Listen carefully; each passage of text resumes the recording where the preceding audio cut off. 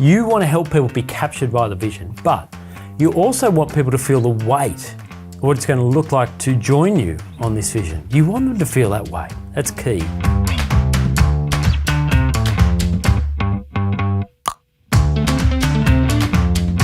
In this episode, we're going to be speaking about recruiting your launch team. So having spoken about building prayer partners and financial partners, we're now going to spend time considering how to build a launch team.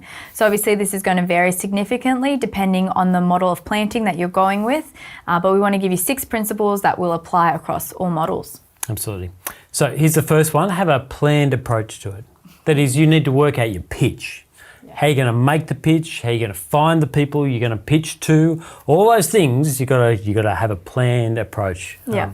And it's particularly important in a parachute plant where you're starting something from nothing, but it can be equally important in mother, daughter or campus plant where you have key people in mind. Absolutely. So plan your approach. Absolutely. You might have a list of 60 people in your area who might be able to join you. And so build the list. Ask them to have a coffee over a 3-month period. There's a lot of, so spread out the caffeine over that period of time. Don't do it all at once. Cast your vision to them.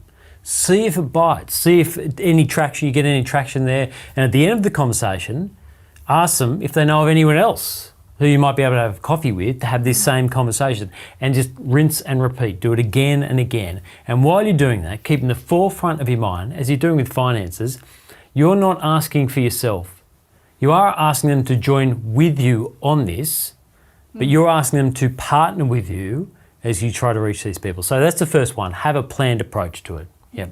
All right, you want the second one? Tell me. I'll give you the second one. Be upfront and transparent with the local leadership you're going into. Be upfront and transparent with the local leadership that you're going into there. If you're doing a mother-daughter or a campus plan or in a multi-site kind of context, you want to speak with the lead pastor of your church and have a plan about how you're going to engage people in your local church as to who will come with you and who won't come with you. This is a really important conversation to have in order to avoid misunderstanding and conflict. It's good to know the limits of your recruiting, where you are allowed to go, where you're not allowed to go, and you want to be on the same page with your sending church and the sending leadership. The key here is clearly defined, transparent approach amongst leaders. Yeah, so you can't really stop people from joining your church plant once it's launched, but it's really what we're talking about here is influencing people before you launch and just having clear communication between you as a church planter and any connection you have to a sending church. So it doesn't feel like you're trying to steal people, not having any off-the-books conversations or anything, but everything's just clear and transparent. Yeah, really important. Really, you want there to be a high level of trust in this. Now, if you're doing a parachute plant, it does look slightly different, but you want to make contact with local like-minded pastors in your area to meet and talk with them about your ministry. Talk with them about what you're planning and pray together with them. Build that partnership there.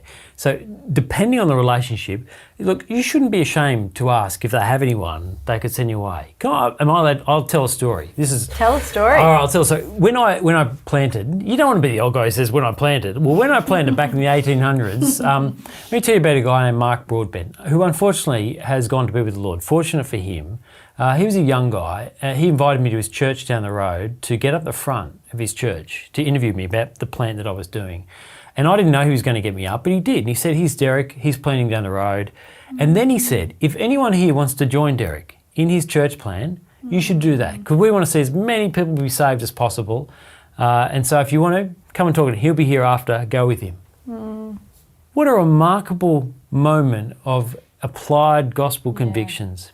He was a remarkable guy, Mark Broadbent. Now, the flavour of his church was different to flavour of mine. He was a brother. But I tell you what, that is deep gospel convictions playing out. That's a godly man. He was a godly man. And so in that, I'm saying, talk to the local pastors. You'll be surprised sometimes. It can be threatening to have a church plant in your area.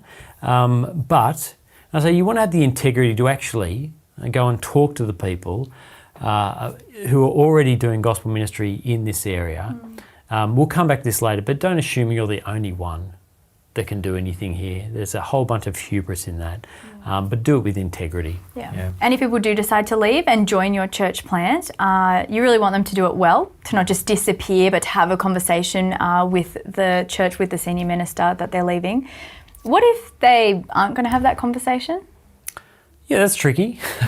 That's tricky. That's pretty common, I've realised. People just leave. It is. And again, I think we want to see this moment as a discipleship moment. It does take great wisdom. Like sometimes it may or may not be appropriate to call a pastor, but that would be the exception rather than the rule, I think. I think you want to encourage them to behave in a godly way, not just leave. There should be a significant moment of reflection and pain in leaving the local church body and going somewhere else. Mm-hmm. And so if we just allow people to move easily, then they're just going to move easily from our congregation as well. We're trying to drive home deep theological convictions in the way we engage with them. And it does start with how we talk about them joining us on mission and where they've come from. Yeah. If you're thinking about church planning, one of the tools we've developed is a church planner assessment tool. You can see it at genevapush.com/CPAT. It's a tool that helps you think through the foundational characteristics of any Christian leader, as well as the specific competencies and characteristics for church planners. You can do it online, and we'll catch up with you afterwards to debrief you on the report. It's a great tool to help you think through where you are and what it would look like to move towards church planning. genevapush.com/CPAT. Number 4. 3. Oh, sorry. I'm going to do 3 and I'll do 4 after 3. It's just the kind of crazy world I live in. Anyway, number 3. Meet up with everyone one-on-one. We talked about this beforehand. This feels like a big task, but if you're going to build a cohesive launch team who are on the same page with mission, understand your values, then you need to meet with people one-on-one. And you need to eyeball them. They need to eyeball you. You need to open yourself up for questions. You need to talk to them about where they're at. I'm not saying it's easy. Are you saying it's worth it? It's time consuming? It is time consuming, yeah, absolutely. Yeah, in fact, you should probably pay for coffee when you do that.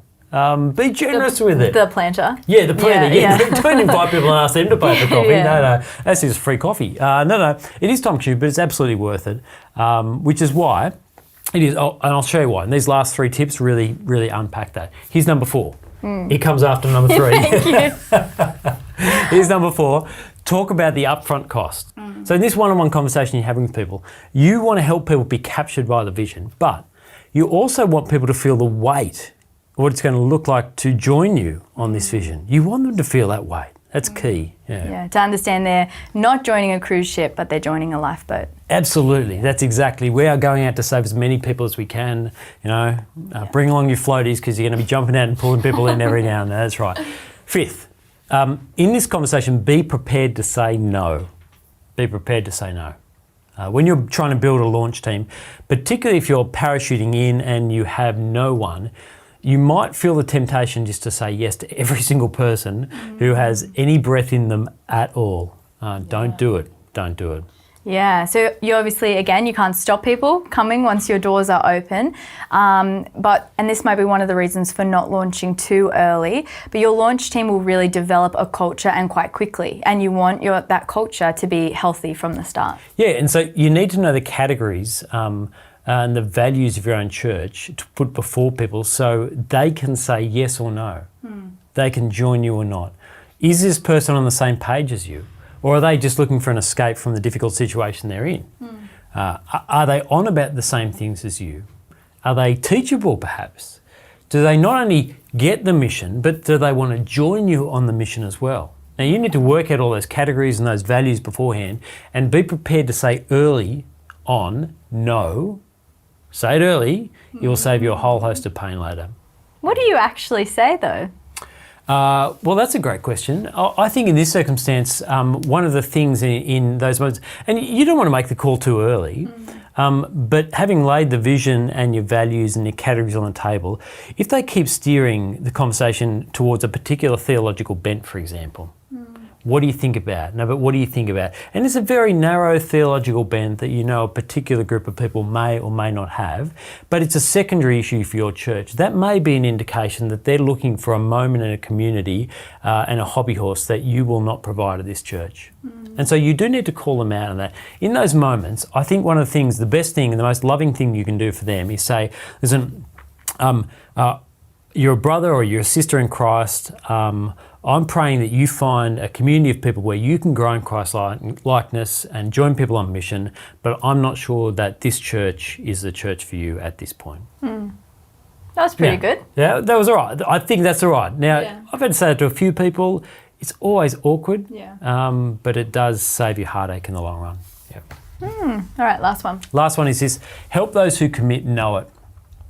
This is about building a connection and unity in your launch team, a common purpose in there. Yeah, and so we put some ideas in the show notes of ways that you might be able to do that in your launch team. We've got a few pictures. Do you want to explain them? Yeah, look, if you look at the pictures, you can do this anyway. You're going to come up with creative ways. And if you do, share them with other people. The ones in the show notes, I've seen some churches do like Jenga blocks. So you get hundreds of Jenga blocks. That's a big launch team. Let's say you get 50 Jenga blocks. Each person writes the name of the church and it writes their name on the back, and you kind of put the Jenga blocks on. So wherever you meet for your launch teams each time, you kind of do that in a physical way. And so you're walking in, you're seeing that, or it's a board on the thing, or it's got pray for whatever the name of the church is. But it's just those little physical things that connect people together. Like when sometimes I've seen churches do Easter services where you write things down that you're repenting for, you're praying for, and you drop them in a kind of big bin that's burning. Yeah. Those physical moments are quite powerful. So if you can do those things with your launch team, they're really helpful for helping you share the vision together and for kind of buying in, counting the cost as a team. So they're the 6 principles for building your launch team partners.